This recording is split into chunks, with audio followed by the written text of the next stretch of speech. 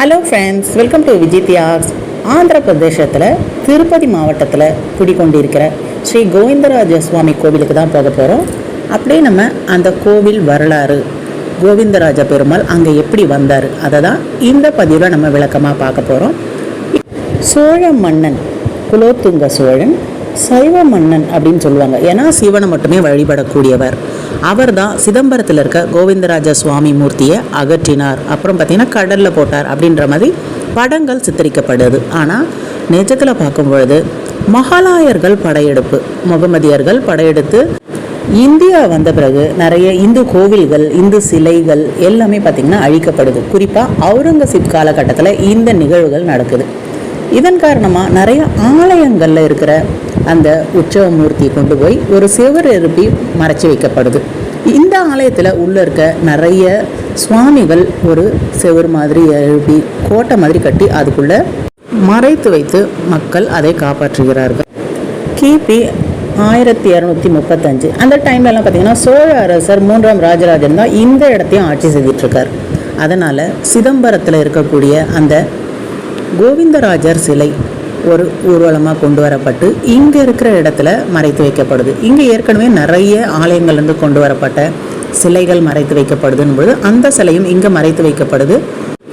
முகலாயர்கள் ஏற்படுத்துகிற அந்த சிதிலங்கள்லேருந்து இந்த சிலைகள் பாதுகாக்கப்படணும்னுட்டு அப்படி கொண்டு வரப்பட்ட சிலை ஒரு காலகட்டத்திற்கு பிறகு சிதம்பரத்திற்கு கொண்டு போய் அங்கே வச்சிடுறாங்க. இப்போ நம்ம சிதம்பரத்தில் பார்க்கக்கூடிய அந்த கோவிந்தராஜ பெருமாள் இங்கே திருப்பதிக்கு வந்துட்டு அதுக்கப்புறம் சிதம்பரத்துக்கு போன கோவிந்தராஜ பெருமாள் தான் நம்ம அங்கே தரிசிக்கிறோம். அங்கே போனதுக்கப்புறம் இந்த ஆலயத்தில் பார்த்திங்கன்னா கோவிந்தராஜ பெருமாள் இல்லாத இடத்த பூர்த்தி செய்யறதுக்காக ராமானுஜர் இங்கே கோவிந்தராஜ பெருமாள் அங்கே இருந்த இடத்துலையே இன்னொரு சிலை செய்து பிரதிஷ்டை செய்கிறார். 1506 கிபி அந்த டைம்ல பார்த்தீங்கன்னா விஜயநகர அரசு இங்கே ஆட்சி செய்துட்டு வராங்க. படிப்படியாக ஒவ்வொரு அரசுகளும் இந்த கோவிலை விரிவாக்கம் செய்கிறாங்க. கிபி 1130 அந்த டைமில் தான் ராமானுஜர் இந்த இடத்துல இந்த கோவிந்தராஜ மூர்த்தியை நிறுவி ஒரு பிரதிஷ்டை செய்கிறார். இந்த கோவில் 1130 அதற்கு முன்னாலும் சரி, சிதம்பரத்திலிருந்து இங்கே கோவிந்தராஜ பெருமாள் வரதுக்கு முன்னாடியும் இந்த ஆலயம் பார்த்தசாரதி ஆலயம் அப்படின்னு தான் சொல்லுவாங்க. பார்த்தசாரதி ஆலயம் நம்ம திருவல்லிக்கேணியில் எப்படி பார்க்குறோமோ அதே மாதிரி இங்கே அமர்ந்த கோலத்தில் ஸ்ரீ பார்த்தசாரதி தரிசனம் கொடுப்பார். சத்யபாமா, ருக்மணி சிலைகள் எல்லாமே இங்கே இருக்க ஆலயத்துக்குள்ளே பெரிய ஒரு செவர் மாதிரி எழுப்பி ரொம்ப நாள் பார்த்திங்கன்னா மூடி தான் வச்சுருந்தது. அதுக்கப்புறம் ஒரு 700 ஆண்டுகள் கழித்து இங்கே இருக்க செவர் மட்டும் புதுசாக இருக்கே அப்படின்னு உடச்சி பார்க்கும்பொழுது உள்ளே இருக்க அந்த சிலைகள்லாம் வெளியில் கொண்டு வந்துட்டு அப்புறம் பூஜைகள் செய்து பிரதிஷ்டை செய்தாங்க. பழையபடி எந்த இடத்துல இருந்ததோ அந்த இடத்துக்கு. ஏன்னா ஒவ்வொரு அரசுகள் ஆட்சிக்கு வராங்கன்னும் போது அவங்க மனசுக்கு தோணுன மாதிரி எல்லாத்தையும் செய்வாங்க. அதை மாதிரி வரும்பொழுது தான் முகலாயர் காலத்தில் இந்த ஒரு மாற்றங்கள், இந்த ஒரு பிரச்சனைகள்லாம் ஏற்பட்டது. அடுத்தடுத்து வெள்ளையர்கள் வந்தது எல்லாமே உங்களுக்கு தெரியும். இந்த முகலாயர்கள் ஆட்சி காலத்தில் இங்கே இருக்கிற சிலைகள் இல்லை, நிறைய ஆலயத்தில் இருக்க முக்கியமான 50 சிலைகள், கற்சிலைகள் எல்லாமே பார்த்திங்கன்னா கோவிலிருந்து பாதுகாப்பாக வைக்கிறோன்னு நிறைய இடங்களுக்கு புதைத்து வைக்கிறது. அப்புறம் கோவிலோட அந்த புதையல் அப்படின்னு இப்போ கிடைக்கக்கூடிய அந்த பொற்காசுகள் எல்லாம் பார்த்திங்கன்னா அப்போ அவங்க கிட்டேருந்து காப்பாற்றணும். முக்கியமாக சொல்லணும்னா அவுரங்கசீப் படையெடுக்கும் போது சவுத் இந்தியாவுக்கு வந்து அவுரங்கசீப் படையெடுக்கும் பொழுது இவர் அந்த சொத்தெல்லாம் அபகரிக்கிறாரு. கோவிலோட அந்த நகைகள் இதெல்லாம் எடுக்கிறாங்கன்னு போது அதெல்லாம் பாதுகாத்து வைக்கணும்னுட்டு நிறைய பார்த்திங்கன்னா மண்ணுக்குள்ளே புதைச்சி வச்சுருவாங்க. அதன் காரணமாக தான் இன்றளவு கூட சில இடங்கள் பார்த்திங்கன்னா தோண்டப்படும் பொழுது நிறைய சிலைகள் கிடைக்கிறது, புதையல் கிடைக்கிறது, அதெல்லாம் நடைபெறுது. இதற்கான மூல காரணம் பார்க்கும்பொழுது முகமதியர்கள் படையெடுப்பு, அதை தான் சொல்லணும். இப்போ நம்ம பார்க்கக்கூடிய இந்த கோவிந்தராஜ சுவாமி பெருமாள் ஆலயம் சொல்லக்கூடியது முதல்ல பார்த்தசாரதி ஆலயம் 9வது 10வது நூற்றாண்டு வரையும் கூட பார்த்திங்கன்னா பார்த்தசாரதி சுவாமி ஆலயம் அப்படி தான் அழைக்கப்பட்டது. அதுக்கப்புறம் தான் 1130 ராமானுஜர் இந்த சிலையை இங்கே நிறுவும் பொழுது கோவிந்தராஜ சுவாமி பெருமாள் ஆலயம் அப்படின்னு மாற்றப்படுது. நம்ம மேல் திருப்பதியில் பார்க்கக்கூட வேங்கடம் உடையானுக்கு சகோதரராக இங்கே இருக்கக்கூடிய கோவிந்தராஜ பெருமாள் சுவாமி கருதப்படுறார். வெங்கடாச்சலபதி திருமணத்திற்கு முன்னின்று இந்த செலவுகள் எல்லாம் கண்காணித்து அதெல்லாம் பொறுப்பாக பார்த்ததால் இங்கே இருக்க கோவிந்தராஜ சுவாமி பெருமாளை தரிசிக்கும் பொழுது நமக்கு நல்ல ஒரு செல்வ வளம் கிடைக்கும், வேண்டிய வரங்கள் கிடைக்கும், திருமணங்கள் நடைபெறும், திருமண தடைகள் இருக்கும்போது அதெல்லாம் நடைபெறும் அப்படின்னு இங்கே இருக்க மக்களால் வழிபடப்படுது. 12ஆம் நூற்றாண்டு துவக்கத்தில் முஸ்லீம் படையெடுப்பு நடைபெறுது. அந்த காலகட்டத்திலலாம் இங்கே இருக்க ஆலயத்தில் பகவான் பார்த்தசாரதி, சத்யபாமா, ருக்மணி இந்த கோவில்கள் மட்டும் இருந்தது. அந்த சிலைகள் எடுத்து மறைத்து வைக்கப்பட்டு சுவாமி இருந்த இடம் பார்த்திங்கன்னா எதுவுமே இல்லாமல் இருக்குது. அதனால் பார்க்க இங்கே சுவாமி இல்லைன்ட்டு அந்த சிதிலம் செய்யாமல் போயிடுறாங்க. இங்கிருந்த கோவிந்தராஜ பெருமாளும் அதை மாதிரி மறைக்க வைக்கப்படுது. 16ஆம் நூற்றாண்டில் விஸ்வநாத நாயக்கர் வம்சம் தழைத்து வருது. அந்த காலகட்டத்தில் விஸ்வநாத நாயக்கர் அவர் என்ன பண்ணுறாரு, திருப்பி சிதம்பரத்தில் இந்த கோவிந்தராஜ பெருமாள் பிரதிஷ்டை செய்யப்பட்டு வணங்கப்படுது. இந்த பெருமையெல்லாம் நாயக்கர் அவர்களை தான் சேரும். முக்கியமாக விஸ்வநாத நாயக்கர் மகன் கிருஷ்ணப்ப நாயக்கர் அவரை தான் சேரும்.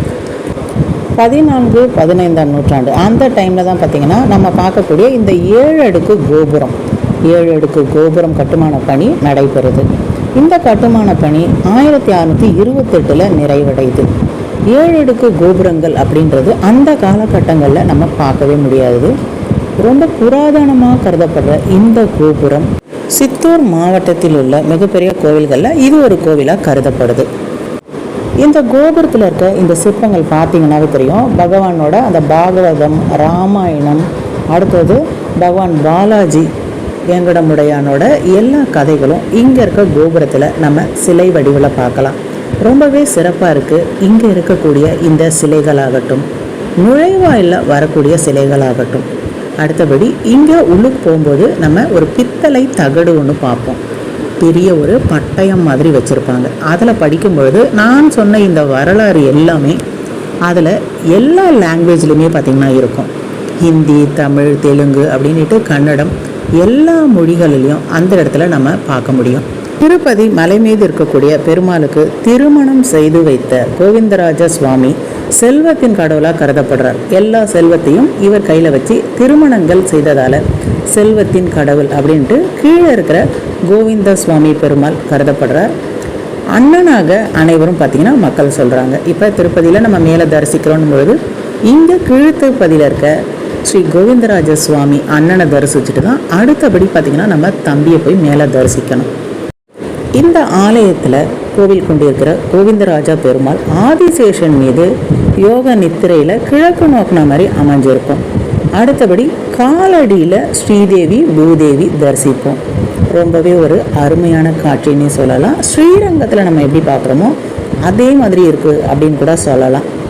கோவிந்தராஜர் கோவிலில் நம்ம உள்ளுக்குள்ளே போயிட்டு இன்னும் கொஞ்சம் சுற்றி வரும்பொழுது பார்த்தசாரதி அமர்ந்த கோலத்தில் இருப்பார். திருவல்லிக்கேணியில் நம்ம நின்ற கோலத்தில் பார்க்குறோம், மீசை வச்சுருக்காரு. இங்கே அமர்ந்த கோலத்தில் ரொம்பவே அழகாக இருக்கார். 700 ஆண்டுகள் பார்த்திங்கன்னா ஸ்ரீ கோவிந்தராஜ பெருமாள் சன்னதி அப்படின்னு அழைக்கப்படுற இந்த ஆலயம் இதற்கு முன்னாடி பார்த்தசாரதி கோவில் அப்படின்னு தான் அழைக்கப்பட்டது. உள்ளுக்குள்ளே நம்ம உட்பிரகாரம் போகிறோம் அப்படின்னும் பொழுது துணை கோவிலாக நிறைய சின்ன சின்ன ஆலயங்கள் இருக்குது. புண்டரீகவல்லி தாயார், ஆண்டாள் நாச்சியார், ஆழ்வார்கள், லக்ஷ்மி தாயாருக்கு தனி சன்னதி, நாராயண சுவாமி, அனுமர் சன்னதி, பெரிய நம்பி, முக்கியமாக பார்க்கும்பொழுது ராமானுஜருக்கு ரொம்பவே அழகாக ஒரு தனி சன்னதி அமைச்சிருக்காங்க. இங்கே இருக்கக்கூடிய இந்த கோவிந்தராஜ பெருமாள் இருக்கிறதுக்கு முக்கியமான ஒரு காரணம்ட்டு ராமானுஜரை தான் அனைத்து மக்களும் கருதுகிறாங்க. எல்லா பெருமாள் ஆலயங்களாகட்டும், விஷ்ணு பகவானோட எல்லா ஆலயங்களாகட்டும், திவ்ய தேசங்களாகட்டும், இன்றளவிலும் மக்கள் புகழறதுக்கு, போய் தரிசிக்கிறதுக்கு, அதை பற்றி தெரிஞ்சிட்டு இருக்கிறதுக்கு, இந்த ஒரு ஆன்மீக கருத்துக்கள் மக்களுக்கு தெரியறதுக்கு முதற் காரணமாக இருந்தவர் யாருன்னு பார்த்தீங்கன்னா ராமானுஜர். அதுக்காகவே இங்கே ஒரு தனி சன்னதி அமைச்சிருக்காங்க. கண்டிப்பாக நீங்கள் ஸ்ரீரங்கம் போகும்பொழுது அங்கே ராமானுஜர் உடல் பார்த்திங்கன்னா பாடம் செய்து வச்சுருப்பாங்க. கண்டிப்பாக ஸ்ரீரங்கம் போகிறவங்க ஸ்ரீரங்க பெருமானை தரிசிச்சுட்டு வரீங்கன்னும் பொழுது கேளுங்க, ராமானுஜர் எங்கே இருக்காரு, ராமானுஜர் சன்னதி எங்கே இருக்குன்னு கேட்டுட்டு கண்டிப்பாக தரிசிக்க மறக்காதீங்க. 9ஆம் நூற்றாண்டிலிருந்து இந்த ஆலயம் இங்கே இருக்குது. 1130 தான் ராமானுஜர் கொண்டு வராங்கன்னும் போது இந்த 1130 இதற்கப்புறமான அந்த வரலாறு தான் பார்த்திங்கன்னா இங்கே நம்ம பார்க்க முடியுது. ஆனால் சில கல்வெட்டுகளோ சிலைகளோ பார்க்கும்பொழுது 9ஆம் நூற்றாண்டு 10ஆம் நூற்றாண்டு அப்படின்னு அறியப்படுது. இதன் காரணமாக தான் 1130 ராமானுஜர் கோவிந்த சுவாமியை இங்கே நிறுவறதுக்கு முன்னே ஒரு ஆலயம் இருந்திருக்கு அப்படின்ற கருத்து பார்த்திங்கன்னா நிலவுது. ஏன்னா எந்த சிலைகளுமே அந்த மூலவர் இருக்கக்கூடிய இடங்கள்லேருந்து அகற்றப்பட்டு தனியாக ஒரு இடத்துல வச்சு ஒரு செவர் எழுப்பி மறைச்சு வைக்கப்படுதுன்னும் பொழுது இந்த கோவிலோட முக்கிய பலிபீடத்தில் ஸ்ரீ பார்த்தசாரதி பெருமாள் இருந்ததற்கான ஒரு அடையாளமே இல்லாமல் இருந்திருக்கு. அதுக்கப்புறம் தான் இந்த செவர் புதுசாக இருக்கேன்னு இடித்து எடுத்துட்டு பார்த்தசாரதி பெருமாள் பாமா ருக்மணி தாயாரோட இங்கே வந்து காட்சியளிக்கிறார். எல்லா வரலாறுகளும் பார்த்திங்கன்னா ஒவ்வொரு அரசுகள் மாறும் பொழுது மக்கள் அளவில் மாற்றங்கள் ஏற்படுது அப்படின்னு கிடையாது, கோவில்கள் அளவுலையும் பார்த்திங்கன்னா நிறைய மாற்றங்கள் ஏற்படுது. நீங்கள் பார்க்கக்கூடிய இந்த பித்தளை பட்டயம் நல்ல ஒரு பெரிய தகடு மாதிரி இருக்குது. நான் சொன்ன இந்த வரலாற்று பதிவுகள் எல்லாமே இந்த பட்டயங்களில் ஒரு பொறிச்சு வச்சுருக்காங்க. கல்லில் கூட பொறிக்கலை, ஒரு பித்தளை பட்டயம் நல்ல ஆள் உயரத்துக்கு இருக்குது.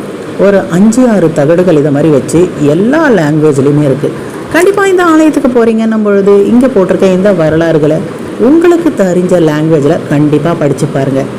எல்லா லாங்குவேஜ்லையுமே நான் சொன்ன இந்த கதைகள் அங்கே சொல்லப்பட்டிருக்கு. ஸோ ஒரு காலத்தில் பார்த்தசாரதி பெருமாள் ஆலயம் அழைக்கப்பட்டது. இன்று பார்த்திங்கன்னா ஸ்ரீ கோவிந்தராஜ சுவாமி பெருமாள் ஆலயம் அப்படின்னு மக்களால் அழைக்கப்படுது. பார்த்தசாரதியாக இருந்தாலும் கோவிந்தராஜ சுவாமி பெருமாளாக இருந்தாலும் பாலாஜியாக இருந்தாலும் எல்லாமே பார்த்திங்கன்னா விஷ்ணுவோட அவதாரம், விஷ்ணுவின் மூர்த்தி அப்படின்னும் பொழுது எல்லா ஆலயங்களுமே சிறப்பாக மக்களால் வழிபடப்படுது. இன்றைக்கி பார்த்த இந்த வீடியோ உங்களுக்கு ரொம்ப பிடிச்சிருக்குன்னும் பொழுது மறக்காமல் விஜய் தியாக் சேனலை லைக் பண்ணுங்கள், ஷேர் பண்ணுங்கள், சப்ஸ்கிரைப் பண்ணுங்கள். அடுத்த ஒரு பதிவில் நம்ம சந்திக்கலாம் இன்னும் ஒரு ஆலயத்தின் வரலாற்றோட. இப்போ அடுத்த நாள் நாங்கள் மேல் திருப்பதிக்கு வந்தாச்சு. இந்த மேல் திருப்பதியில் இருக்கக்கூடிய பெருமாள், வராகமூர்த்தி, திலாதோரணம், பாப விநாசம் எல்லா பதிவுகளும் உங்களுக்கு அடுத்தடுத்து வரப்போகுது. ஸோ அந்த பதிவுகளெல்லாம் பார்க்கணும் பொழுது வரலாற்று சிறப்புகளோட சில தெரியாத கதைகளோட தெரிஞ்சுக்கணும் பொழுது மறக்காமல் விஜய் தியாக் சேனலை லைக் பண்ணுங்கள், ஷேர் பண்ணுங்கள், சப்ஸ்கிரைப் பண்ணுங்கள். இன்ட்ரெஸ்டிங்கான ஒரு வரலாற்று பதிவோட அடுத்த பதிவில் நம்ம சந்திக்கலாம். திருமலை திருப்பதி இந்த பெருமாளை பற்றி தெரியாதவங்க யாருமே இருக்க முடியாது. இந்த மலையில் கால் வச்ச உடனே அங்கே ஒலிக்கக்கூடிய அந்த மந்திரங்கள் நமக்குள்ளே பார்த்திங்கன்னா நல்ல ஒரு பாசிட்டிவ் வைப்ரேஷனை உண்டு பண்ணும். அடுத்த பதிவில் சந்திக்கணும் பொழுது மறக்காமல் விஜய் தியாக் சேனலை சப்ஸ்கிரைப் பண்ணி வச்சுக்கோங்க. மீண்டும் மீண்டும் ஆலயங்கள் சந்திப்போம்.